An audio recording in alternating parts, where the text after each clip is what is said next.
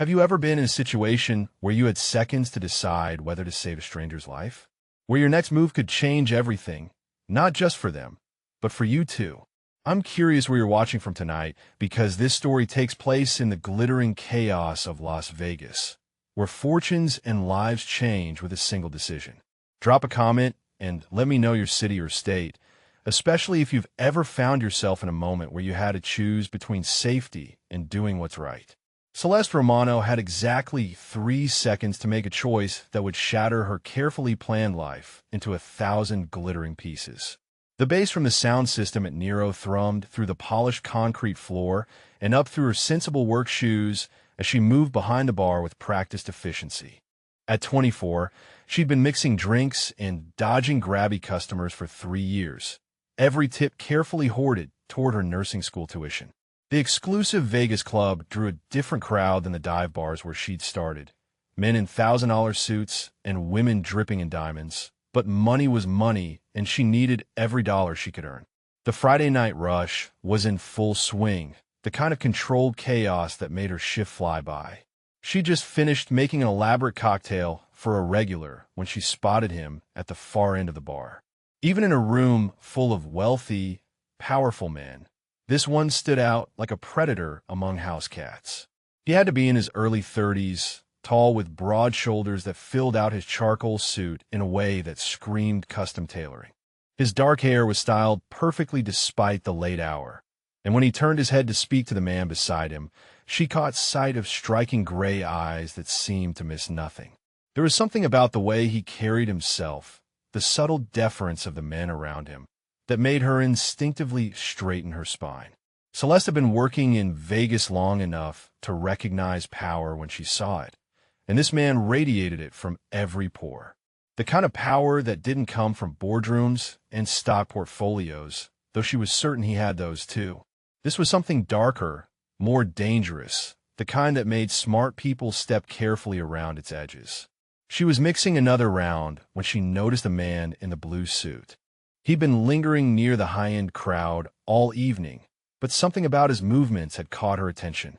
While everyone else was focused on conversation and drinks, his eyes kept tracking back to the dark-haired man with the gray eyes. There was an intensity to his focus that made her skin prickle with unease. The crowd at the bar shifted, bodies pressing closer as the night reached its peak energy. Blue Suit Man moved with purpose now, sliding between 2 laughing women to get closer to his target. Celeste watched as he reached into his jacket, withdrawing what looked like a small vial.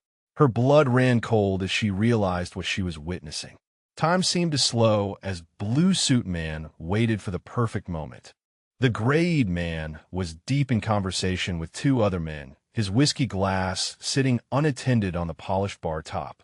In the press of bodies and the dim lighting, no one else was paying attention. No one except Celeste, who had the perfect vantage point from behind the bar. She saw the moment Blue Suit Man made his move. A casual bump against the bar, a subtle flick of his wrist, and whatever had been in that vial disappeared into the amber liquid. He melted back into the crowd immediately after, but the damage was done. 3 seconds. That's how long Celeste stared at that Dr. Drink, her heart hammering against her ribs as her mind raced through her options. She could pretend she hadn't seen anything, let whatever was about to happen play out without getting involved. It was the smart choice, the safe choice. She didn't know this man, didn't know him anything.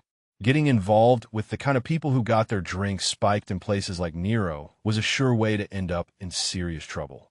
But she'd spent her entire life wanting to save people, to heal and help and make a difference. It's why she was working herself to exhaustion to afford nursing school, why she pushed herself through double shifts and smiled through harassment and counted every tip twice. She couldn't stand by and watch someone get poisoned, not even a dangerous stranger who probably had plenty of enemies with good reason. Her hands moved before her brain fully caught up with her decision.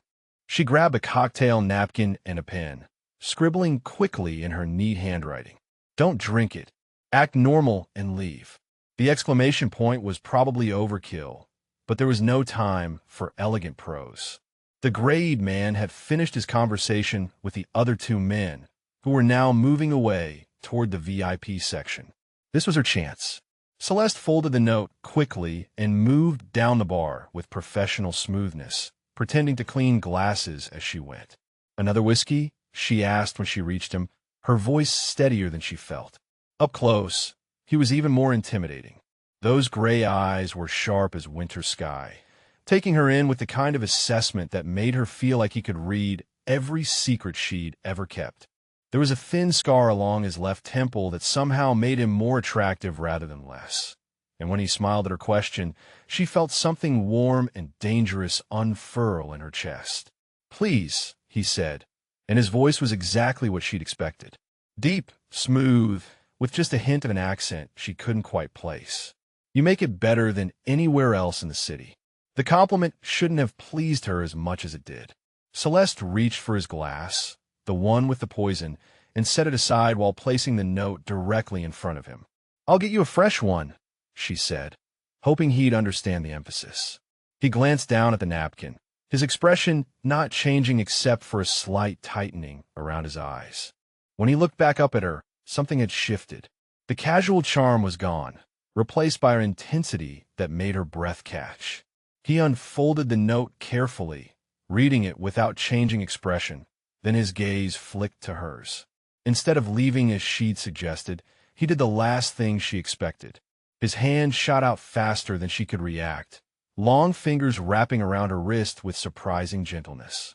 The contact sent electricity racing up her arm, a jolt of awareness so strong it made her gasp.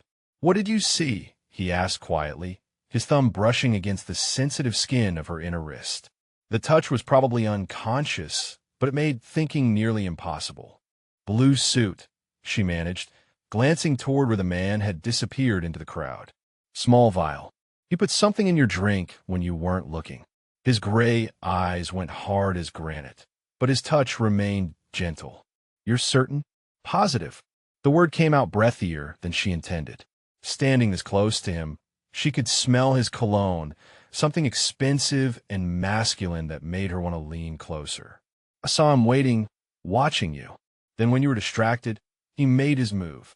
The grayed man was quiet for a long moment, his eyes scanning the crowd with predatory focus.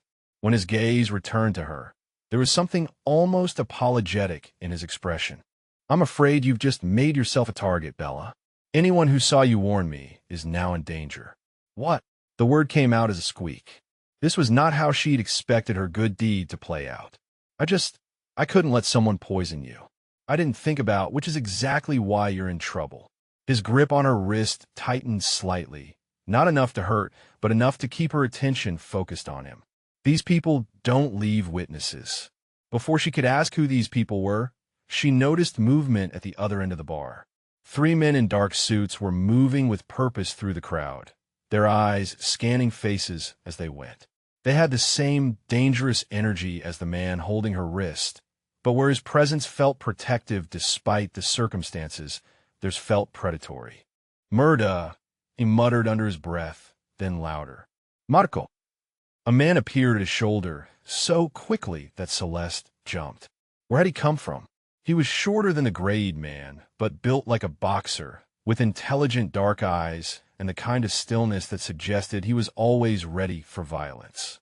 "Sir," Marco's gaze flicked to Celeste, taking in the way his boss was holding her wrist. An understanding passed between the two men without words. "We need to go. Now. She's coming with us." It wasn't a request. The grayed man was already moving, keeping hold of her wrist as he stood from his bar stool. "Wait, I can't just leave." Celeste's practical side finally kicked in, even as her body responded to his touch and his proximity. "I'm working. My boss will fire me if I just disappear in the middle of shift." "Your boss will have bigger problems if you stay here," he said grimly. "Trust me, Bella. Right now, leaving with me is the only thing keeping you alive." The 3 men in suits were closer now, their search pattern bringing them inevitably toward the bar. One of them locked eyes with Marco, and his expression shifted from hunting to recognition to alarm. He said something to his companions, and they began moving faster. "Time to go," Marco said urgently. The grayed man's hand shifted from her wrist to her hand, his fingers intertwining with hers in a gesture that felt far too intimate for strangers fleeing from danger. "Come with me, Celeste."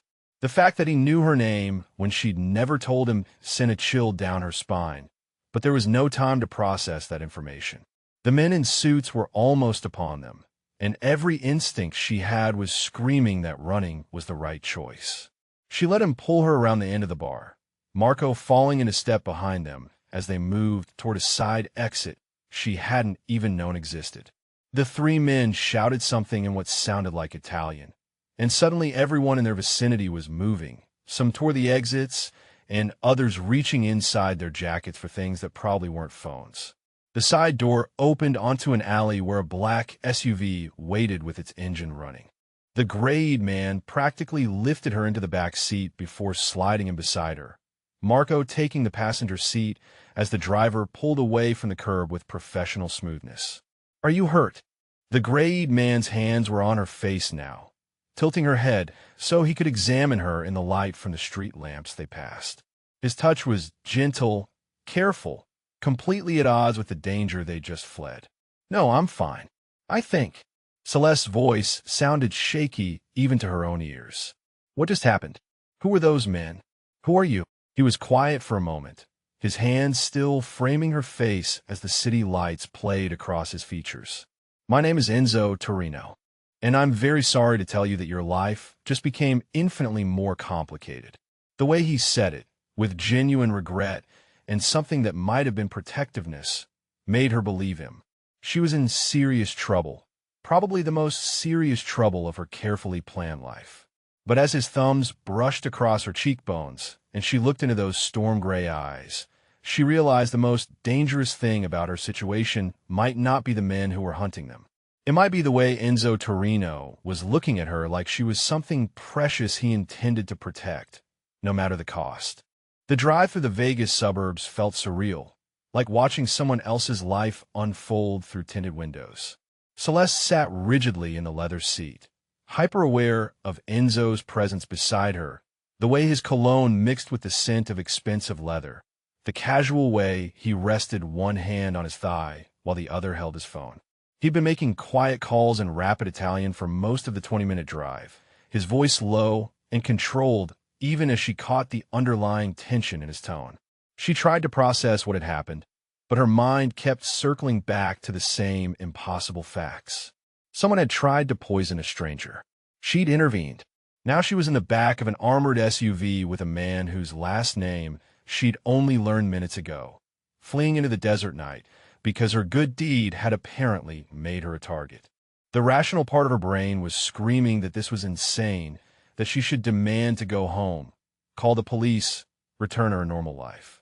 But every time she looked at Enzo, rational thought became significantly more difficult. The SUV turned through massive iron gates that opened silently at their approach. Celeste's breath caught as the estate came into view, sprawling across manicured grounds like something from a movie. The main house was built in Tuscan style, all warm stone and elegant archways, with strategically placed lighting that made it glow like a jewel against the dark desert sky. The circular driveway was paved with what looked like travertine, and she could see the shimmer of a pool behind perfectly trimmed hedges. "This is where he lives," she thought numbly. This palace in the desert, where the landscaping alone probably cost more than she'd make in 5 years of bartending. The contrast between her cramped studio apartment with its broken air conditioning and this vision of luxury made her stomach twist with something that might have been embarrassment. What was she doing here? She didn't belong in this world of gates and guards and houses that looked like resorts. The driver pulled up to the front entrance where another man waited, this one older with silver threading through his dark hair and the same dangerous stillness that Marco possessed. Enzo's security team, she realized. How many people did it take to keep one man safe? Enzo was out of the SUV and around to her side before she could reach for the door handle, his hand extended to help her out. The gesture was old-fashioned, courtly, completely at odds with the violence they just fled. When she placed her hand in his, that same electric current ran up her arm, making her breath catch. "Welcome to my home," he said simply, but something in his voice suggested the words carried more weight than they should. The front door opened before they reached it, revealing a woman in her 50s with kind brown eyes and graying hair pulled back in an elegant bun. She was wiping her hands on a kitchen towel, and the sight of her maternal warmth in this intimidating place made Celeste's throat tight with unexpected emotion. "Sophia," Enzo said, switching to English as they approached. "This is Celeste. She'll be staying with us for a while." Sophia's eyes moved between them, taking in their clasped hands, the tension in Enzo's posture, and whatever she saw in Celeste's face. Understanding dawned in her expression, followed quickly by protective concern. "Of course," Sophia said, stepping aside to let them enter. "I'll prepare the blue suite. Are you hungry, Kara? You look like you could use some food and maybe something stronger than coffee." The kindness in her voice, the casual way she called her Kara like she was already family, made Celeste's eyes burn. She was emotionally wrung out, exhausted and completely out of her depth.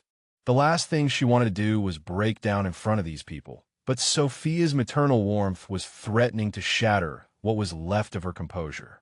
"That's very kind," she managed, her voice steadier than she felt. Enzo's hand found the small of her back, a gentle touch that somehow managed to be both comforting and utterly distracting. "Let's get you settled first. Then we'll talk." The interior of the house was even more impressive than the exterior. High ceilings with exposed beams, stone floors covered with rich rugs, furniture that managed to be both elegant and comfortable. Everything spoke of expensive taste and unlimited resources, but there was nothing cold about the space. It felt lived in, loved, like a home rather than a showpiece. Enzo led her through a living area with a fireplace large enough to stand in, past a kitchen that belonged in a cooking magazine, and up a wide staircase to the second floor.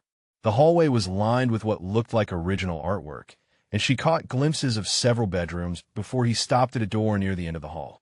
"This is yours," he said, opening the door to reveal a suite that was larger than her entire apartment.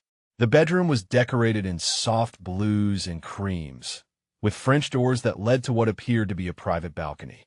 Through an open doorway, she could see a bathroom with a soaking tub that could easily fit 2 people. Not that she should be thinking about bathtubs and who might share them. "It's beautiful," she said, and meant it. But the luxury also highlighted just how far out of her depth she was. "Enzo, I need to understand what's happening. Why can't I just go home? Surely if I promise not to say anything about what I saw, it doesn't work that way," he said gently, closing the door behind them. In the privacy of the bedroom, he seemed larger somehow, more dangerous despite his careful courtesy. "The people who try to poison me tonight, they don't take chances. The fact that you witnessed their attempt and warned me means you're now a liability they'll want to eliminate." The word eliminate hit her like cold water.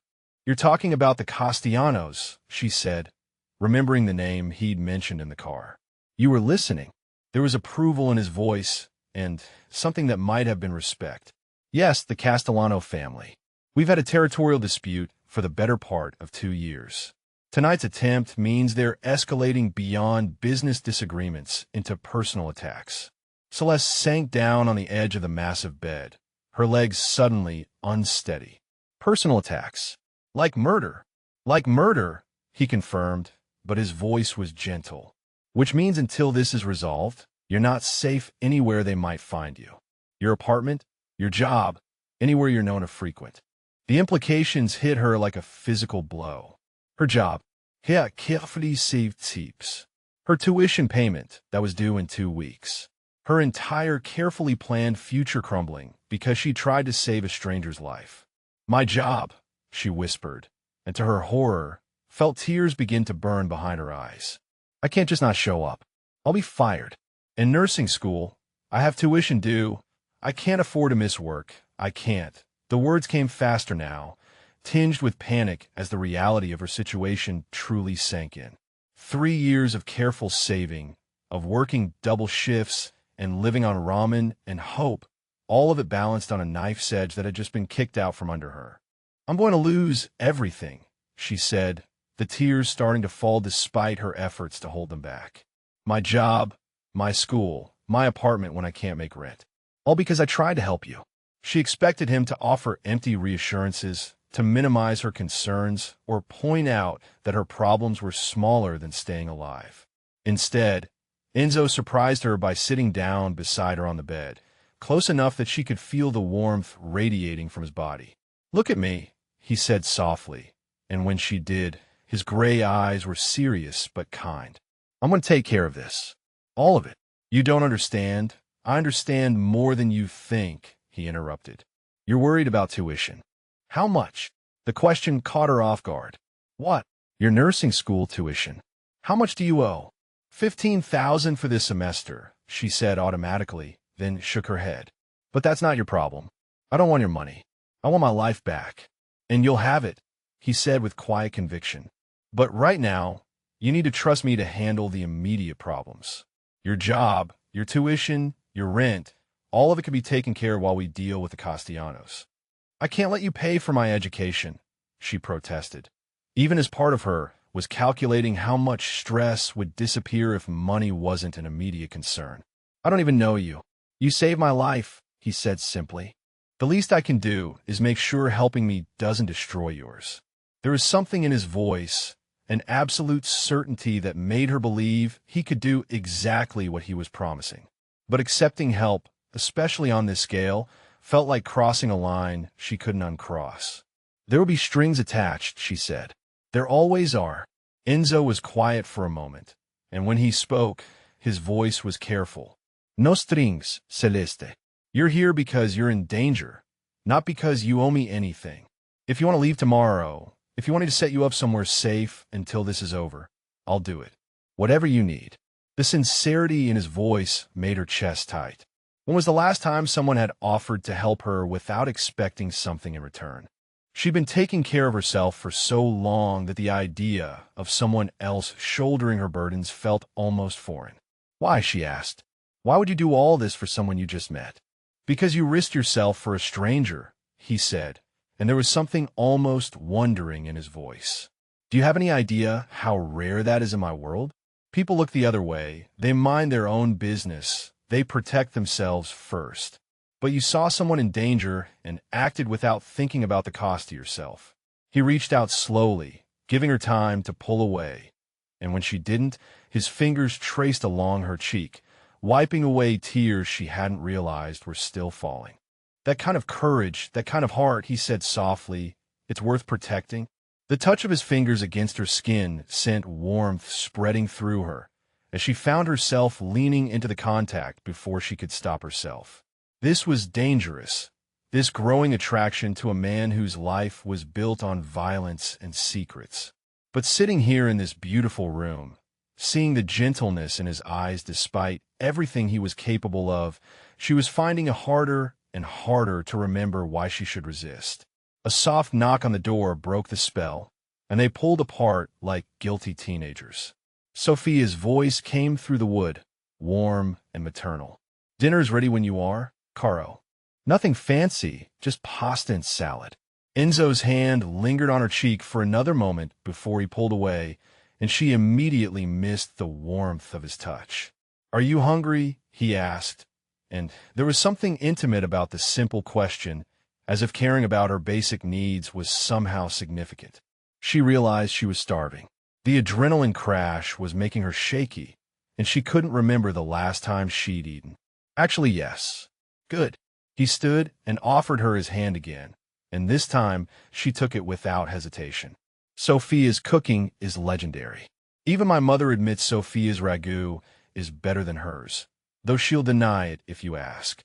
The casual mention of his mother, the hint of family dynamics and normal relationships, made him seem more human somehow. Less like a dangerous stranger and more like a man with people who cared about him, who teased him about his housekeeper's cooking. The dining room was smaller than she'd expected, clearly meant for family meals rather than formal entertaining. The table was set for 3, and Sophia bustled in with steaming bowls of pasta and a rich tomato sauce that smelled like heaven. Marco joined them, and Celeste was surprised to find that dinner felt almost normal despite the circumstances. Enzo asked about her nursing studies, listening with genuine interest as she explained her specialty focus and career goals. He told stories about Sophia's ongoing war with the gardeners over herb placement that made her laugh despite everything. Marco contributed dry observations about Enzo's cooking disasters that revealed an almost brotherly dynamic between the men. She found herself watching Enzo's hands as he gestured while talking, the way his eyes crinkled when he really smiled, the unconscious authority in his voice even during casual conversation. Everything about him drew her attention, from the way he made sure her wine glass never emptied to the way he included her seamlessly in conversations that obviously weren't meant for outsiders. This is what dangerous feels like, she realized. Not the obvious threat of violence or the criminal world he inhabited. The real danger was how easy it would be to fall for this, for him, for the illusion of being cared for and protected and valued. When dinner was finished, Enzo walked her back to her room, his hand resting lightly on her back in a gesture that was becoming familiar. At her door, he paused, and she realized she didn't want him to leave. The room was beautiful, but it was also isolated, and the events of the evening were catching up with her. "Will you be all right?" he asked, as if reading her thoughts. "I know this is a lot to process." "I'll be fine," she lied, then found herself adding, "What happens tomorrow?" "Tomorrow we figure out how to end this," he said, and there was steel beneath the gentle words. "Get some rest, Bella. You're safe here." He reached out to tuck a strand of hair behind her ear, the simple gesture incredibly tender. His fingers lingered against her skin, and for a moment, she thought he might kiss her. Part of her wanted to lose herself in the heat that had been building between them all evening. Instead, he stepped back, his hand falling to his side. "Good night, Celeste." "Good night," she whispered, watching as he walked away down the hall with that fluid grace that made her mouth go dry. Inside her room, she leaned against the closed door and tried to process everything that had happened. 12 hours ago, her biggest worry had been making enough in tips to cover her textbook bill. Now she was staying in a mansion, under the protection of a man who could probably buy and sell her entire neighborhood, attracted to him in ways that terrified her. But as she got ready for bed in the luxurious bathroom with its endless hot water and expensive toiletries, she couldn't deny the truth she'd been fighting all evening. Despite the danger, despite the completely foreign world she'd been thrust into, she felt safer here with Enzo than she had in months. And that, more than anything else, should have scared her. Celeste woke to sunlight streaming through unfamiliar windows and the distant sound of voices speaking rapid Italian. For a confused moment, she couldn't remember where she was, and then the events of the previous night came flooding back. The poison attempt, the escape, Enzo's gray eyes looking at her like she was something precious. She was in a mafia boss's guest room, wearing silk pajamas that Sophia had left for her, and her entire life had been turned upside down by a split-second decision to save a stranger. The silk pajamas were beautiful, but far too large, clearly meant for someone with more curves than her petite frame. The top hung off one shoulder, and the pants had to be rolled up at the ankles, but they were the softest things she'd ever worn against her skin. She felt like she was playing dress-up in someone else's life. A soft knock interrupted her thoughts. Sophia's voice came through the door, warm and musical. "Celeste, Cara, are you awake? I have coffee and some clothes that might fit better." When Celeste opened the door, Sophia's eyes took in the oversized pajamas with motherly amusement. "Much too big, as I thought," Sophia said, stepping into the room with an armload of clothing and a steaming mug that smelled like heaven. "These should work better. They belonged to Enzo's cousin Lucia, but she left them here after her last visit." The clothes were casual but expensive, designer jeans and a soft cashmere sweater in deep blue that would probably complement her eyes. The thoughtfulness of the gesture, the way Sophia was clearly trying to make her feel comfortable and cared for, made Celeste's throat tight. "Thank you," she said, accepting the coffee gratefully. "You really don't have to go to so much trouble." "No trouble," Sophia said firmly. "Enzo said you save his life. That makes you family, as far as I'm concerned." Family. The word hit harder than it should have. Celeste had been on her own for so long that the concept of being automatically included, protected, cared for without having to earn it felt foreign and wonderful and terrifying all at once.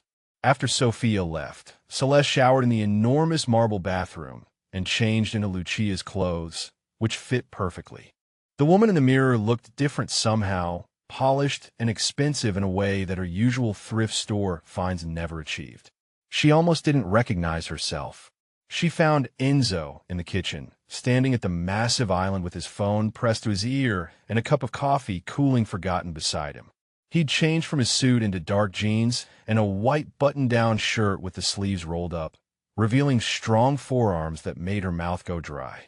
Without the formal attire, he looked younger, more approachable, though no less dangerous. He looked up when she entered, and something flashed in his gray eyes as he took in her appearance. The conversation on his phone seemed to stutter for a moment before he refocused. "Si, capisco. Find out everything you can about their movements last night," he said into the phone, then ended the call and set it aside. "Good morning," he said, and there was something intimate about the simple greeting, as if they'd been sharing mornings for years instead of hours. "Good morning," she replied, hyper-aware of the way his eyes seemed to linger on her face, her hair, the way the sweater fit.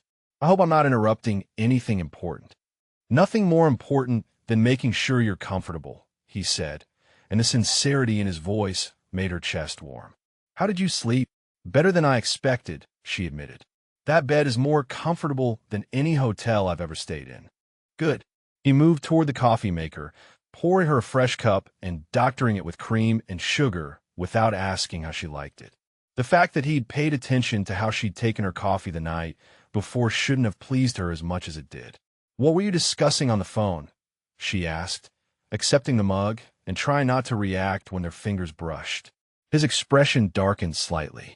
"The Castellanos know about you. They have your name, your address, your work schedule. My contact says they had people at your apartment building this morning." The coffee suddenly tasted like ash. "They were looking for me?" "They were looking for you," he confirmed grimly, "which confirms that you can't go back to your normal life until this is resolved." "I'm sorry, Celeste. I know that's not what you wanted to hear." She set down her mug with shaking hands. The reality of her situation was starting to sink in beyond the immediate fear. She was truly trapped here, dependent on a man she barely knew for her safety, her livelihood, possibly her life. "How long?" she asked quietly. "How long until it's resolved?" "I don't know," he said honestly, "but I promise you it will be resolved. These people made a mistake when they involved you." There was something cold and final in his voice that reminded her exactly who she was dealing with. Enzo might be gentle with her, might make her coffee and worry about her comfort, but he was also someone who could speak casually about resolving threats in ways she probably didn't want to know about. "Come," he said, seeming to read her thoughts. "Let me show you something." He led her through the house to a home office that was clearly the nerve center of his operations. The room was elegant but functional, with a massive desk, multiple computer monitors, and a wall of filing cabinets that probably contained information she was better off not knowing about. But what struck her most was how organized everything was, how professional and businesslike despite the obviously expensive furnishings. "This is where I handle the legitimate side of my business interests," he said, settling into his desk chair and gesturing for her to take the chair across from him. "Import and export, several restaurants, real estate development, construction companies." "Legitimate," she repeated, and there was probably more skepticism in her voice than was polite. "Completely legitimate," he said with a slight smile. "I know what you're thinking, but not everything I do involves violence and crime. Most of it is actually quite boring business management." She watched as he pulled up spreadsheets and financial reports on his computer, explaining various investments and business ventures with the kind of detailed knowledge that spoke of genuine involvement rather than just using companies as fronts. He was clearly intelligent, strategic, capable of complex planning and management. "You're surprised," he observed, and there was amusement in his voice. "I suppose I had a certain image in my mind," she admitted. "Less spreadsheets, more, I don't know, threatening people and counting stacks of cash." He laughed, a genuine sound that transformed his face completely. There's some of that too, but it's far less interesting than movies make it seem. Most of my time is spent on exactly this, making sure legitimate businesses run smoothly and turn a profit. Then why? She asked before she could stop herself. If you have all this, why get involved in anything illegal? His expression grew serious. Because sometimes legitimate businesses aren't enough to protect the people who depend on you. Sometimes you need different kinds of power, different kinds of influence.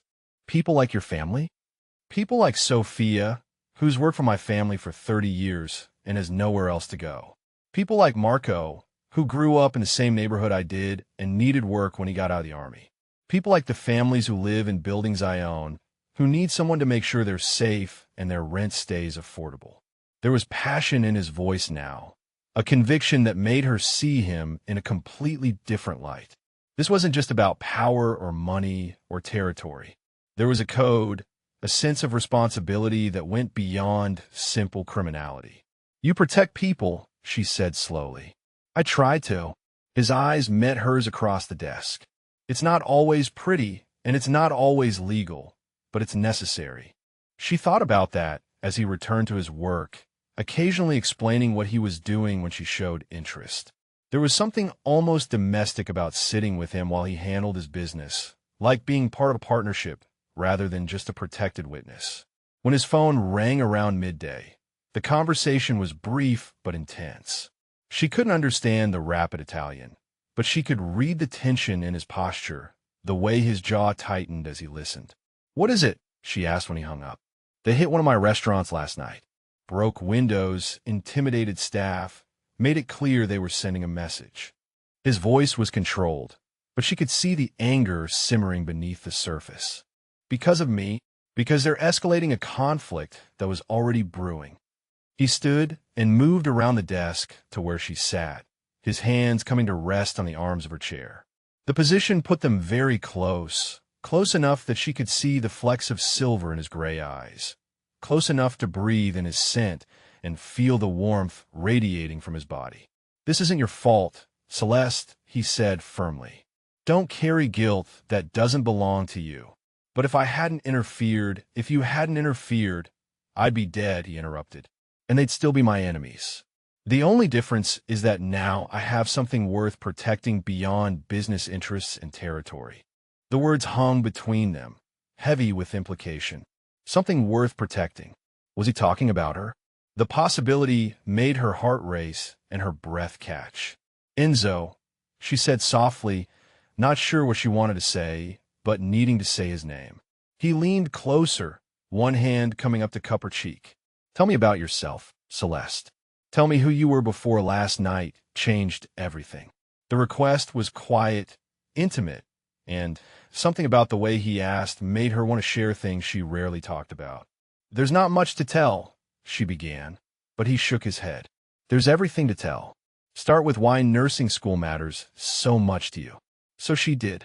Sitting in his office with his hand warm against her cheek, she found herself telling him about her father's heart attack when she was 19, how helpless she'd felt watching him die in a hospital room while machines beeped and nurses moved with efficient calm.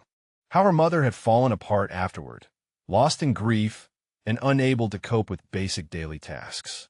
I had to take care of everything, she said, remembering those awful months of handling funeral arrangements and insurance claims and trying to hold her mother together. Mom couldn't function, couldn't work, could barely get out of bed. I dropped out of college and got whatever jobs I could find to keep us afloat. That must have been terrifying, Enzo said gently, his thumbs stroking across her cheekbone. I felt so young, so unprepared. But I kept thinking about those nurses, how they knew exactly what to do, how they could help people in the worst moments of their lives. I wanted to be that for someone else. So, when your mother got better, you saved up for nursing school. She never really got better, Celeste admitted quietly. She functions, she has a job, she takes care of herself. But she's never been the same. So I moved to Vegas to start over, to pursue the life I'd put on hold. Enzo was quiet for a long moment, processing what she'd shared. You gave up your dreams to take care of her, then rebuilt them from nothing when she could stand on her own. I did what anyone would do. No, he said firmly. You did what someone with tremendous strength and compassion would do. Most people would have resented the sacrifice, would have blamed their mother for not being stronger. His words hit something deep inside her, a place where she kept her doubts and fears about whether she was strong enough, good enough, capable enough to achieve her goals. To hear him speak of her actions as strength rather than simply obligation felt like a gift she hadn't known she needed. What about you? She asked, wanting to shift the focus away from her vulnerabilities. What made you into this? His hand dropped from her face, and for a moment, she thought he wouldn't answer. When he spoke, his voice was careful, measured. My father died when I was 22, he said. Not a heart attack. A bullet to the head from a rival family who thought eliminating him would solve their territorial disputes. Celeste's breath caught. She'd known his world was violent, but hearing him speak so matter-of-factly about his father's murder made it real in a way that abstract knowledge couldn't. I'm sorry, she said quietly. I inherited everything overnight. The businesses, the responsibilities, the feuds, the people who depended on my family for protection and livelihood. I was a kid who thought I'd have years to learn from him, to grow into leadership gradually. That must have been overwhelming. Terrifying, he corrected. I had no idea what I was doing, but I couldn't show weakness. In my world, uncertainty gets people killed, and I was responsible for too many lives to afford uncertainty. She could picture him then, barely older than she'd been when her father died, thrust into a leadership role that demanded absolute confidence in a world where mistakes had deadly consequences. So you learned quickly. I had to, and I made mistakes along the way, decisions that cost people. But I learned that sometimes protecting what matters requires crossing lines that other people wouldn't cross. There was pain in his voice, old guilt that he carried like a weight. Celeste found herself reaching out to cover his hand with hers, offering the same comfort he'd given her. You did the best you could with what you had, she said. Just like I did. He looked at their joined hands, then back up to meet her eyes. Is that what we're doing now? Making the best choices we can with an impossible situation. I think so, she said softly. I think that's all anyone can do. The moment stretched between them, charged with understanding and growing intimacy. He leaned closer, his free hand coming up to frame her face again, and she could see the exact moment when his gaze dropped to her lips. Celeste, he said, her name barely a whisper. Yes, she breathed, not sure what she was agreeing to, but certain she meant it. He was leaning closer, his eyes starting to close, when the office door burst open. Marco stood in the doorway, his expression grim and urgent. Boss, we need to talk. Now. Enzo's jaw tightened with frustration, but he immediately pulled back, his hand dropping from her face as he turned toward Marco. The loss of his touch felt like a physical ache. What is it? Enzo asked, his voice controlled despite the obvious interruption. They hit 3 more locations. It's not random harassment anymore. They're coming for everything. The words hung in the air like a threat, and Celeste watched as Enzo's expression shifted from frustrated intimacy to cold calculation. This was the dangerous side of him, the part that made decisions about life and death without flinching. Give me 5 minutes, Enzo said to Marco, then turned back to Celeste. I need to handle this. Of course, she said, standing up from the chair on legs that felt unsteady. Should I stay close to the house today? He said, his voice gentle but firm. And this evening, I want to teach you some basic self-defense. Just in case. The phrase just in case sent a chill down her spine, but she nodded. Okay. He started toward the door, then paused and looked back at her.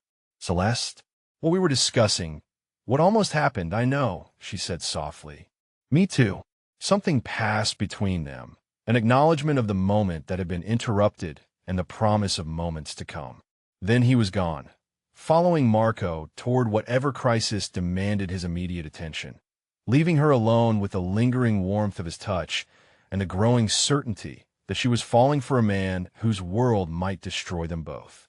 That evening, he found her in the garden where she'd been trying to process everything that had happened, everything she was feeling. The self-defense lesson in his private gym was unlike anything she'd expected. His hands on her body as he showed her how to break holds, how to strike effectively, how to use her smaller size to her advantage. The physical contact was intense, educational, and completely distracting. "You're stronger than you think," he said as they finished, both of them breathing hard from the exertion. But strength isn't just physical. It's knowing when to fight and when to trust someone else to fight for you.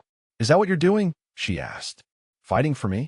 "Among other things," he said, and there was something dark and determined in his voice. "The Castellanos made this personal when they involved you. They're going to learn that was a mistake." The promise in his words should have frightened her, but instead, she felt a warm surge of something that might have been gratitude or protection or the beginning of something deeper. Standing there in his gym, watching the way the overhead lights played across his features, she realized that her feelings for him were beyond simple attraction now. Somewhere between his gentle care and his fierce protection, between his vulnerability about his father and his determination to keep her safe, she'd started to fall in love with Enzo Torino. And that realization was more dangerous than any external threat they faced.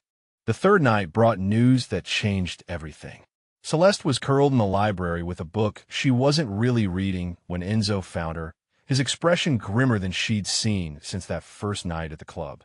He'd been in meetings all day with Marco and other men whose names she didn't know, their voices a constant low murmur from his office that spoke of serious planning and dangerous decisions. "We need to talk," he said quietly, settling into the chair across from her. Even in casual clothes, he radiated a tension that made her stomach clench with dread. "It's bad news, isn't it?" she said, closing the book and setting it aside. "I can see it on your face." "The Castellanos made their move," he said without preamble. "They hit 2 more of my restaurants tonight, sent 3 of my people to the hospital, and put out word that anyone helping me will face consequences." The casual way he relayed violence made her realize how much his world had become normalized to her in just 3 days. She should be horrified, should be demanding he call the police, should be insisting there had to be another way. Instead, she found herself thinking about Sophia, about Marco, about all the people who depended on him for protection and livelihood. "What does that mean?" she asked, though part of her already knew. "It means this ends tomorrow night," he said, leaning forward with his elbows on his knees. "We've set up a meeting. Neutral territory, limited numbers, final resolution." Final resolution. The euphemism didn't disguise what he was really saying. "You're going to kill them." "I'm going to end a threat that's endangering innocent people," he corrected, but his eyes didn't flinch from hers.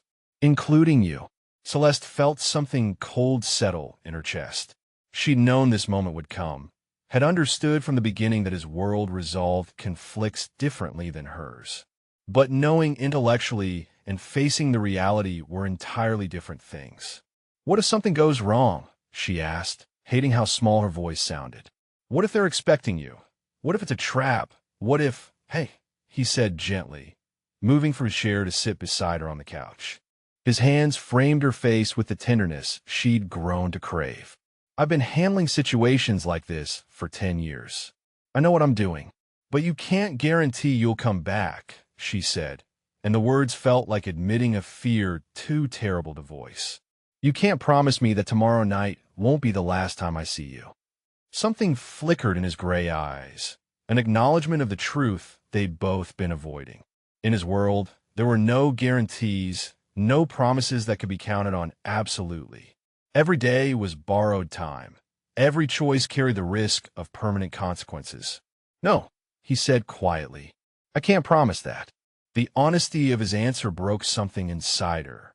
For 3 days, she'd been existing in a strange bubble where the danger felt distant, manageable, where his protection seemed absolute. But tomorrow he would walk into a confrontation that could end with his death, and she would be left here waiting to learn whether the man she'd fallen in love with would ever come home. "Then don't go," she said desperately, her hands covering his where they rested against her cheeks. "There has to be another way, some kind of negotiation or compromise, or Bella, listen to me," he interrupted, his voice firm but infinitely gentle. They attacked innocent people tonight. They put 3 of my employees in the hospital for the crime of working for me. They won't stop escalating until one of us is dead. And I won't let them hurt more people while I look for alternatives that don't exist. She knew he was right, knew that his world operated by different rules than hers, but the knowledge didn't make it easier to accept. I can't lose you, she whispered, the words escaping before she could stop them. I know I don't have a right to say that. I know we barely know each other, but I can't. You can't what? He asked softly, his thumbs stroking across her cheekbones. I can't lose you because I'm in love with you, she said in a rush, the confession tumbling out with desperate honesty. I know it's crazy. I know it's too fast. I know I should be running from this whole situation instead of falling deeper into it, but I love you, Enzo. I love your gentleness and your strength and the way you protect people and the way you make me feel like I matter. And the thought of you walking into danger tomorrow, the thought of never seeing you again. He silenced her with a kiss, sudden and fierce and desperate. His mouth claimed hers with an intensity that spoke of his own fear, his own need, his own acknowledgement of feelings too strong to deny. She melted into him, her hands fisting in his shirt as she kissed him back with everything she felt, everything she was afraid she'd never get to tell him. When they broke apart, both breathing hard, his forehead rested against hers and his eyes were dark with emotion. I love you too, he said, the words rough with feeling.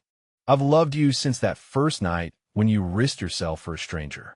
You're the best thing that's ever happened to me, Celeste. You're light in a world that's been dark for longer than I can remember. The confession shattered the last of her reservations. This wasn't about logic or timing or whether falling in love with a dangerous man was the smart choice.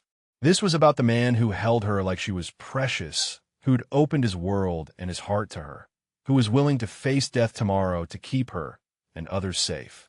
Show me, she whispered against his lips. Show me what I mean to you. Are you sure? He asked, pulling back to search her face. Because once we cross this line, there's no going back. You'll be mine, completely, and I'll be yours. I'm already yours, she said simply. I've been since the moment you grabbed my hand instead of running away. He studied her face for a long moment, as if memorizing her features, then stood and offered his hand. Come with me. She let him lead her through the quiet house to his bedroom, her heart racing with anticipation and nerves and the overwhelming certainty that this was right. His room was masculine and elegant, dominated by a massive bed and decorated in rich burgundies and deep blues. Everything about it spoke of strength and comfort and permanence. He turned to face her beside the bed, his hands settling at her waist with careful reverence. I need you to know, he said quietly, that whatever happens tomorrow, tonight is real. What I feel for you, what we have together, it's the most real thing in my life. I know, she said, reaching up to trace the scar along his temple. I feel it too. He caught her hand and pressed it flat against his cheek, leaning in her touch like a man starved for gentleness. I've never loved anyone the way I love you, Celeste. Never needed anyone the way I need you. Then show me, she repeated, standing on her toes to kiss him softly. Show me how you love me. What followed was nothing like the rushed passion she might have expected. Enzo touched her like she was something sacred, removing her clothes with careful hands that trembled slightly with restraint. Every kiss was deliberate, every caress designed to worship rather than simply take. He told her she was beautiful in English and Italian, his voice rough with emotion as he mapped every inch of her skin with reverent attention. When he finally joined with her, it was with a tenderness that brought tears to her eyes. He moved slowly, carefully, watching her face for any sign of discomfort, whispering endearments and promises against her throat. This wasn't just physical pleasure, though that was overwhelming enough. This was connection, communion, two people giving themselves completely to each other in the face of an uncertain future. Ti amo, he whispered as she came apart in his arms, the Italian words somehow more intimate than their English equivalent. Ti amo tanto, bella. I love you too, she gasped, her body still trembling with sensation and emotion. So much, Enzo. So much it scares me. Afterward, they lay tangled together in his enormous bed, her head on his chest and his fingers stroking through her hair. The silence was comfortable, intimate, filled with the weight of what they'd just shared and the uncertainty of what tomorrow would bring. "Tell me about after," she said eventually, tracing patterns on his chest with her fingertip.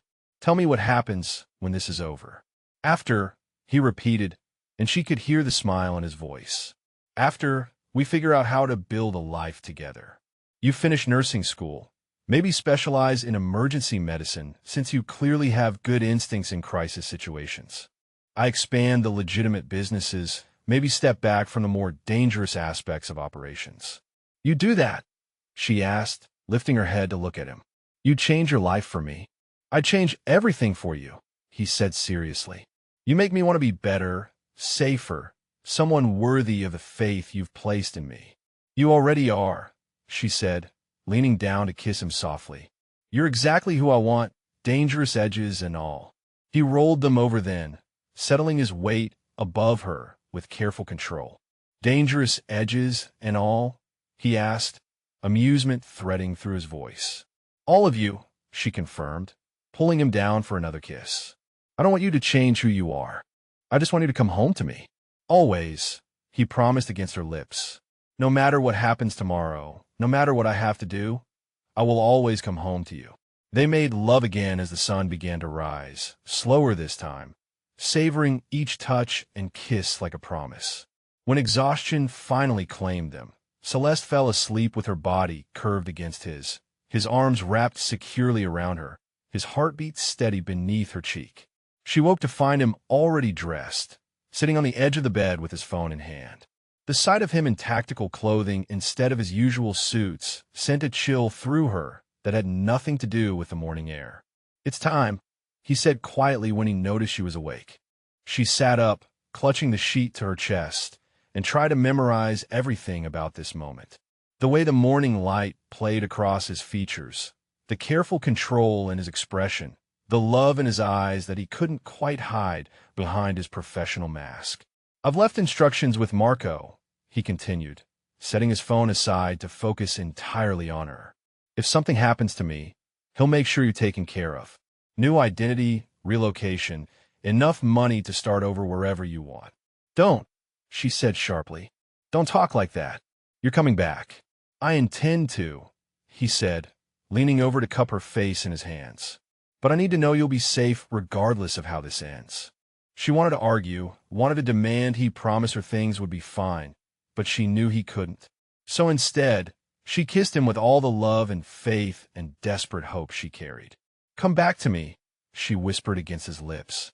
"Whatever it takes, whoever you have to be to survive this, come back to me." "Always," he promised, and then he was gone, leaving her alone in his bed with the scent of his cologne on the pillows and the terrible certainty that her entire future hung in the balance of the next few hours. The waiting was agony. Sophia brought her food she couldn't eat and tea that grew cold while she stared out the window toward the city lights. Marco checked on her hourly with updates that revealed nothing, his own tension evident in the tight lines around his eyes.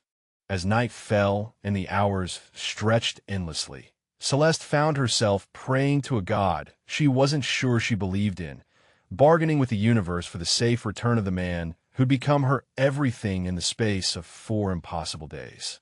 She thought about the woman she'd been a week ago, content with her small life and simple goals, and marveled at how completely Enzo had changed her. She was no longer the careful, cautious bartender saving tips for nursing school. She was a woman in love with a dangerous man, willing to accept his world and all its risks for the chance to build a life with him. The transformation should have terrified her, but instead, it felt like finally becoming who she was meant to be. All she could do now was wait and hope that love would be enough to bring him home. The confrontation lasted exactly 18 minutes. Enzo had chosen the warehouse district for the meeting, neutral territory where neither family held advantage. The Castellanos came with 3 cars and 12 men, clearly expecting a prolonged negotiation or an ambush they could fight their way out of. They weren't prepared for the surgical precision with which Enzo's people moved, the careful planning that had anticipated every possible escape route and contingency. When Castellano himself stepped out of his armored Mercedes, Enzo was waiting with Marco and 4 other men whose loyalty had been tested in blood and proven absolute. The conversation was brief, conducted in rapid Italian, that grew increasingly heated as Castellano realized his position was far weaker than he'd assumed. The shooting started when Castellano reached for his weapon instead of accepting the terms Enzo offered. It ended when the last of the rival family's soldiers fell to superior strategy and overwhelming firepower. Enzo took a bullet to the shoulder and another that grazed his thigh, but he walked away while his enemies did not. By the time the cleanup crew arrived to handle the aftermath, the threat that had dominated their lives for weeks was permanently eliminated. The Castellano family's remaining members would either fall in line with the new territorial arrangements or find themselves facing the same fate as their leadership. It was over. Celeste was pacing the living room when she heard the SUVs pull into the driveway, her heart hammering against her ribs as she counted the sound of car doors closing. Too few doors, her mind registered with sick dread. Not everyone had come home. She reached the front entrance just as Marco helped a blood-stained Enzo through the door, and the sight of him wounded and pale made her knees go weak with relief and terror in equal measure. He was alive, conscious, walking under his own power, but the dark stains spreading across his shirt told her he was far from uninjured. "Kitchen," she said automatically, her nursing training kicking in despite her emotional state. "Get him to the kitchen where I can see what we're dealing with." Sophia was already there with towels and a first aid kit, her face pale but determined. Between the 2 women, they got Enzo seated and his shirt carefully cut away to reveal the wounds that had painted him red during the drive home. "Shoulders are through and through," Celeste murmured, her hands gentle but efficient as she examined the damage. "Missed anything vital? The leg wound is superficial, just a graze. You'll need stitches, but nothing that requires a hospital." "Good," Enzo said, his voice strained but steady. "Hospitals mean questions I can't answer right now." She worked with practiced competence, cleaning and disinfecting, while he gritted his teeth against pain he was too proud to voice. His blood on her hands should have horrified her, should have driven home the reality of violence in his world in ways that abstract knowledge couldn't. Instead, she found herself grateful that her skills could help him, that she could be useful in his world rather than just protected by it. "You're very calm for someone who's never treated gunshot wounds," Marco observed from where he stood watch by the kitchen entrance. "Trauma is trauma," Celeste replied, beginning the careful work of suturing the shoulder wound. "Knife cuts, car accidents, gunshots, the principles are the same. Stop the bleeding, prevent infection, promote healing." "She's good at this," Enzo said, and there was something like pride in his voice despite his obvious discomfort. Steady hands, clear thinking under pressure. The praise warmed her even as she concentrated on her work. For 3 days, she'd felt like a burden, someone who needed protection and care rather than someone who could contribute. Taking care of him now, using her skills to help him heal, felt like finally finding her place in his world. When the immediate medical crisis was handled and Enzo was resting in his bed with pain medication softening the edges of his discomfort, Celeste finally allowed herself to fully process what had happened. The man she loved had walked into mortal danger and survived. The threat that had turned her life upside down was eliminated. The future they'd whispered about in the pre-dawn darkness was suddenly, impossibly real. But with that realization came another, more sobering truth. This wouldn't be the last time. In Enzo's world, there would always be another threat, another enemy, another night when she waited to learn if he was coming home. Could she really build a life around that kind of uncertainty? "What are you thinking about so seriously?" Enzo asked from the bed, his voice drowsy but alert enough to read her mood. She turned from the window where she'd been staring out at the dawn sky. "I'm thinking about what comes next," she said honestly. "About whether I'm strong enough for this." "Come here," he said, patting the bed beside him. "Let's talk about it." She settled carefully next to him, mindful of his injuries, and let him pull her closer with his uninjured arm. The familiar warmth of his body, the steady beat of his heart beneath her cheek, grounded her in the present moment. "Tell me what you're afraid of," he said softly. "I'm afraid this was just the beginning," she admitted. "I'm afraid there will always be another Castellano family, another threat, another night like tonight. I'm afraid I'll spend our entire life waiting for the phone call that tells me you're not coming home." He was quiet for a long moment, his fingers stroking through her hair with gentle repetition. "You're right," he said eventually. "There probably will be other threats, other dangerous situations. That's the reality of my world, and I won't lie to you about it." "Then how do we build a life together?" she asked. "How do I plan a future with someone whose survival is never guaranteed?" "The same way any couple builds a future," he said. "One day at a time, choosing each other despite the risks, trusting that what we have is worth fighting for." Before she could respond, Sophia appeared in the doorway with an apologetic expression. "I'm sorry to interrupt," she said, "but your mother is here. She arrived unexpectedly and insists on seeing you immediately." Enzo's entire body went tense. Now, she wasn't supposed to arrive until next week. Apparently, she heard about the trouble and caught the first flight from Sicily, Sophia explained. "She's quite upset about you being wounded, and she's asking many questions about your guest." Celeste felt her stomach drop. Meeting his mother under the best of circumstances would be intimidating enough, but meeting her as the woman who'd complicated his life and led to his injuries felt like facing a firing squad. "It'll be fine," Enzo said, reading her expression. "She'll love you once she gets to know you." "She'll blame me for what happened," Celeste said. "And she'll be right. If I hadn't warned you about the poison, if you hadn't warned me, I'd be dead," he interrupted firmly. "And my mother knows that. Whatever questions she has, we'll face them together." Elena Torino was a formidable woman in her late 50s, elegant and sharp-eyed with the kind of presence that commanded immediate respect. She spoke to her son in rapid Italian, her voice pitched with maternal concern and what sounded like pointed questions about Celeste's presence in his home and his life. Celeste couldn't understand the words, but the tone was universal. This was a mother demanding explanations about her wounded son and the strange woman who'd apparently turned his world upside down. "Mama," Enzo said finally, switching to English, "I'd like you to meet Celeste Romano. She saved my life, and I love her." The simple declaration hung in the air like a challenge. Elena's dark eyes, so similar to her son's, studied Celeste with laser intensity that made her feel exposed and found wanting. "You're very young," Elena said finally, her English accented but perfectly clear. "Yes, ma'am," Celeste replied, lifting her chin despite her nervousness. "But not too young to know my own heart." Something flickered in Elena's expression, a hint of approval or at least interest. "And what does your heart tell you about my son's world? About the dangers and the choices that come with loving someone like him?" "It tells me that he's worth the risk," Celeste said simply. "That what we have together is worth fighting for, regardless of the cost." Elena studied her for another long moment, then looked at her son lying bandaged in bed, clearly assessing the situation from multiple angles. When she spoke again, her voice was thoughtful. "You take care of him," she said to Celeste. "Not just his wounds, but his heart. He's been alone too long, carried too much responsibility without someone to share the burden."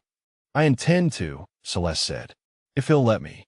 "Oh, he'll let you," Elena said with the first hint of warmth she'd shown. "My son is many things, but he's not stupid. He knows rare when he sees it."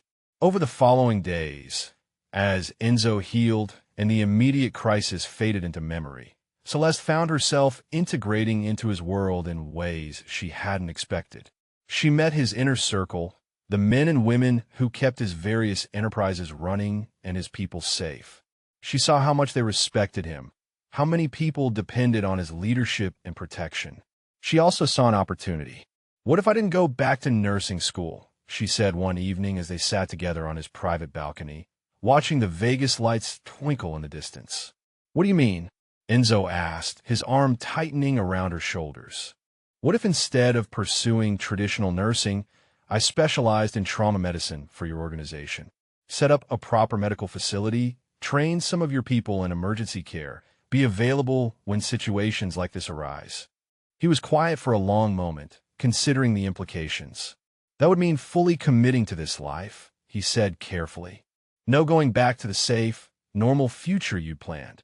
I don't want safe and normal anymore, she said, turning to face him. I want you, and this life, and the chance to use my skills to help protect the people who matter to you. To us, he corrected softly. The people who matter to us. The word choice made her heart flutter with hope and belonging. To us, she agreed. There's something else we need to discuss, he said, his voice taking on a more serious tone. The FBI is asking questions about what happened to the Castellanos. So far, they don't have enough evidence to move forward, but we need to be careful. What does that mean for us? It means we keep a lower profile for a while. It means any major life changes, like getting married, should probably wait until the investigation dies down. Getting married. He'd said it casually, like it was an established fact rather than a hypothetical future, and the assumption made her pulse quicken with excitement. Is that a proposal? She asked, trying to keep her voice light despite the way her heart was racing. It's a statement of intent, he said, turning to face her fully. When this investigation blows over, when it's safe to make public commitments, I'm going to marry you, Celeste Romano. I'm going to give you my name and my protection and my heart, officially and permanently. Yes, she said, not caring that it wasn't a proper proposal, not needing anything more formal than his quiet certainty and the love in his eyes. Yes, yes, I'll marry you. Yes, I want your name and your protection and your heart. Yes to all of it, Enzo. He kissed her then, soft and sure and full of promise. When they broke apart, both breathing slightly unsteadily, he rested his forehead against hers and smiled. I love you, Sunto, Mrs. Torino. I love you too, she replied, then laughed at the surreal reality of her situation. A week ago, I was worried about making rent, and now I'm planning to marry a man who probably owns half the buildings in this city. Just a quarter, he said with mock seriousness. I'm still working on the other quarter. Their laughter mingled in the desert evening air, and Celeste marveled at how completely her life had changed. From bartender to partner, from cautious planner to willing risk-taker, from lonely to loved beyond measure. The woman she'd been a week ago wouldn't recognize the woman she'd become. Later that night, as they made love with careful attention to his healing injuries, she felt the last of her reservations dissolve. This was her choice, her life, her future. Whatever challenges lay ahead, they would face them together. She was no longer Celeste Romano, the bartender saving tips for nursing school. She was Celeste Romano who would soon be Celeste Torino, partner to a dangerous man, healer to his people, fully committed to a life she never could have imagined but couldn't live without. 6 months later, the FBI investigation had quietly faded away for lack of evidence, and Enzo kept his promise. The wedding was planned for the estate gardens in early autumn, when the desert heat had gentled and the imported roses Sophia tended were in full bloom. Celeste had expected something elaborate and formal, the kind of society event that would make headlines in the lifestyle sections. Instead, Enzo surprised her by planning something intimate and meaningful, focused on family and the people who mattered most to them. Are you sure your mother will be comfortable with this? Celeste asked the week before the ceremony, watching Sophia direct the setup of simple wooden chairs among the rose bushes. Her own mother was arriving that afternoon, nervous about meeting Enzo, but determined to support her daughter's happiness. She helped plan it, Enzo said, wrapping his arms around her waist from behind. She said elaborate weddings are for people who aren't sure about their choice. We don't need to convince anyone of anything. The wisdom in Elena's observation made Celeste smile. They weren't getting married to impress society or fulfill expectations. They were making their private commitment public, celebrating with the people who'd supported their unlikely love story from the beginning. When her mother finally met Enzo, Celeste held her breath and watched the interaction with maternal anxiety. Linda Romano was a gentle woman, still fragile from years of grief, and Celeste worried that Enzo's intensity might overwhelm her. Instead, She watched her mother respond to his careful courtesy, the way he spoke to her about Celeste's strength and courage, the obvious love in his voice when he described their plans for the future. By the end of their first conversation, Linda was calling him son and teasing him about spoiling her daughter. "He's nothing like what I expected," her mother confided later as they sat together in the garden. "When you told me you'd fallen in love with someone from a dangerous world, I imagined someone cold and cruel. But he looks at you like you're a miracle he can't quite believe is real." "That's exactly how he makes me feel," Celeste said softly. "Like I'm precious beyond measure. Like he'd move heaven and earth to keep me happy." "Then I approve," Linda said simply. "I spent too many years afraid of everything after your father died. I won't let fear keep me from celebrating your happiness." The wedding day dawned clear and perfect, with golden sunlight filtering through the garden and a gentle breeze carrying the scent of roses. Celeste wore a simple dress in ivory silk that Elena had helped her choose, elegant and timeless rather than trendy. As Sophia helped her with her hair and makeup, she marveled at how calm she felt. There were no last-minute doubts, no cold feet or moments of panic. This felt like the most natural thing in the world, like a journey she'd been on since that night at Nero, when she'd chosen to save a stranger's life. When Marco knocked on the door to escort her to the ceremony, his usually serious expression softened with something that looked like paternal pride. "You look beautiful, little sister," he said, offering his arm. "Enzo is a lucky man." "I'm the lucky one," she replied, meaning it completely. The ceremony itself was brief, but deeply meaningful. Enzo waited for her beneath an arch of roses, devastating in a perfectly tailored charcoal suit, his eyes fixed on her face as she walked toward him. Sophia cried openly. Elena smiled with satisfaction, and even Marco's stern expression cracked into something resembling sentimentality. "When I saw you that first night," Enzo said during his vows, "I thought you were either very brave or very foolish. Now I know you were both, and I love you for it. You changed my life with a scribbled note on a cocktail napkin, and you change it every day just by being in it." "I fell in love with a stranger," Celeste replied, her voice steady despite the emotion in her throat. "But I'm marrying my best friend, my partner, the man who showed me that home isn't a place, it's a person. It's you." When he kissed her as his wife for the first time, she tasted salt and realized she was crying tears of pure joy. The reception was held on the terrace, with dinner and dancing under strings of lights that Sophia had insisted on despite Enzo's protests that they were too romantic. Celeste danced with her new husband, with Marco who surprised everyone by being graceful, with Elena's elderly brother who told her stories about Enzo as a serious little boy. "No regrets?" Enzo asked during their last dance as husband and wife, his arms secure around her waist. "Only that I waited 24 years to meet you," she said, laughing when he spun her around with careful precision. Their wedding night was tender and passionate, celebrating not just their union, but their survival of everything that had brought them to this moment. As they lay together afterward in the massive bed that was now officially theirs, Celeste traced lazy patterns on his chest and marveled at the completeness she felt. "Mrs. Torino," Enzo murmured against her hair. "I like the sound of that."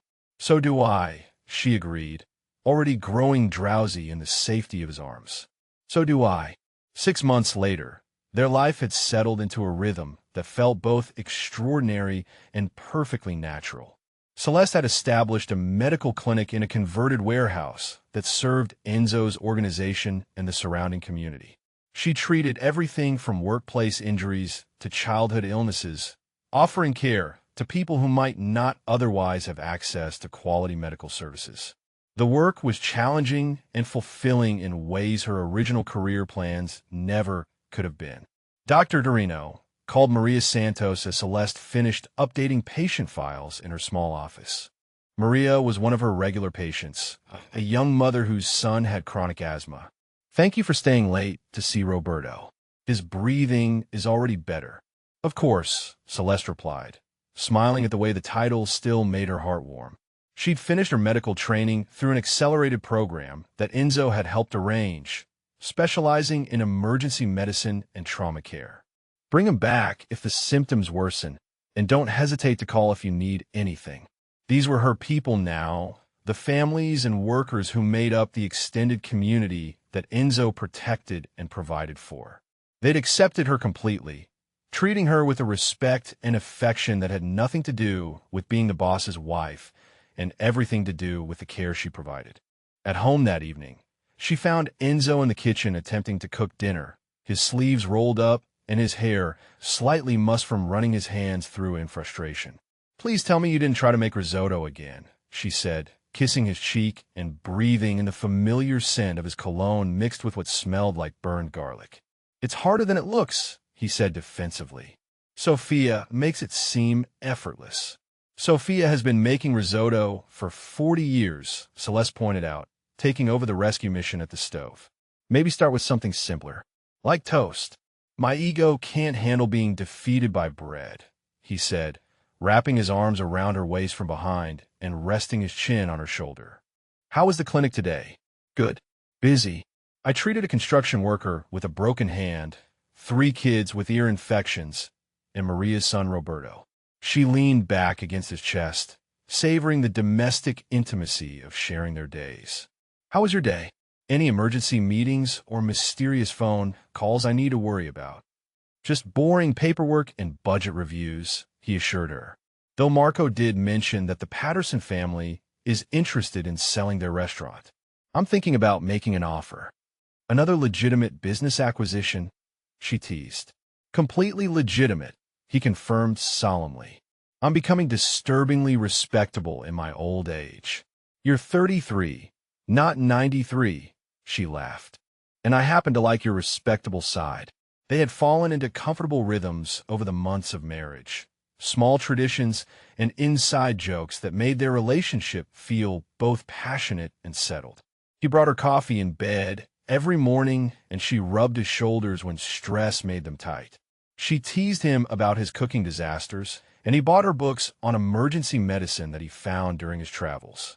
It was the kind of easy partnership she'd never thought possible with someone from his world. But Enzo had proven that love could bridge any gap if both people were committed to making it work. That night, as they lay together in the darkness, Celeste worked up the courage to share news she'd been holding onto for 3 days. "Enzo," she said softly, her head on his chest and her fingers tracing the scar from his old gunshot wound. He was half asleep, his fingers stroking lazily through her hair. "I have something to tell you." The change in her tone brought him instantly alert. "What is it? Are you all right?" "I'm pregnant," she said simply, lifting her head to see his face in the dim light from the window. For a moment, he was completely still, his expression unreadable. Then his hands framed her face, and his eyes went soft with wonder. "Pregnant," he repeated, as if testing the word. "You're sure?" "Dr. Martinez confirmed it yesterday. About 8 weeks along." She searched his face anxiously. "I know we hadn't talked about timing, but..." He silenced her with a kiss that was tender and fierce and full of emotions too complex to name. When they broke apart, she could see tears in his eyes. "I love you," he said roughly. "I love you and our baby and this life we've built together." "So you're happy?" she asked, needing to hear it explicitly. "Happy doesn't begin to cover it," he said, pulling her closer. "I never thought I could have this, Celeste. A wife who loves me, a family, a future that doesn't revolve around survival and territory wars. You've given me everything I never dared to dream of."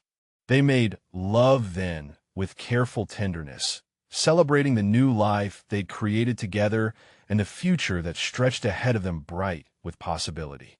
Months later, as Celeste sat in the garden watching the sunset paint the desert sky in shades of gold and pink, she thought about the courage it had taken to slip that warning note to a stranger in a crowded bar. Such a small gesture, such a simple choice, but it had changed the entire course of her life. Enzo found her there as he always did, settling beside her on the bench and placing his hand over her rounded belly where their daughter moved and kicked with increasing vigor. "What are you thinking about?" he asked, pressing a kiss to her temple. "That night at Nero," she said, covering his hand with hers. "About how one moment of courage One decision to help someone I didn't know led to all of this. Do you ever regret it? He asked. The normal life you gave up, the safer path you didn't take?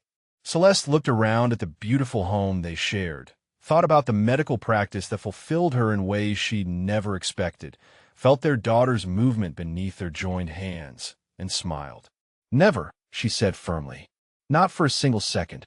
As the sun disappeared behind the mountains and the first stars appeared in the desert sky, she thought about the question that had started this entire journey. Have you ever been in a situation where you had seconds to decide whether to save a stranger's life? Where your next move could change everything? She had taken that risk, made that choice, and it had led her to love beyond anything she'd imagined possible. Sometimes the most dangerous thing you can do is also the most necessary, the most right, the most transformative. I hope wherever you're watching this from tonight, you remember that courage comes in many forms. Sometimes it's dramatic and obvious, and sometimes it's as simple as refusing to look away when someone needs help. What moments of courage have shaped your life? Drop a comment and share your story, because I believe every act of bravery, no matter how small, has the power to change everything. In the safety of Enzo's arms, with their future bright before them and their daughter growing strong beneath their hearts, Celeste knew she would always be grateful for the night. She chose courage over caution and found her forever in the gray eyes of a dangerous stranger.